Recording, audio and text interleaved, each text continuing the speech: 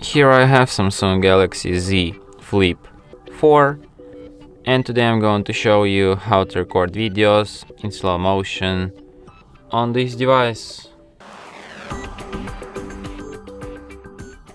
So firstly you have to open camera, then switch to the more modes and select slow-mo here. So now let me record something in slow-mo. Just as usual, I'm gonna roll some toilet paper, but in slow-mo, so it will look like extremely cool. So let's get it. Okay, we have it.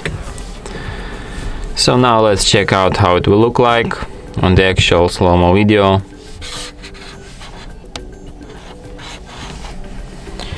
And as you can see here, I roll this toilet paper like extremely slow, extremely cool, just like in your favorite Hollywood action movie. So yeah, just look at it. Unbelievable. It's just like stunning. I can't even describe how cool it looks.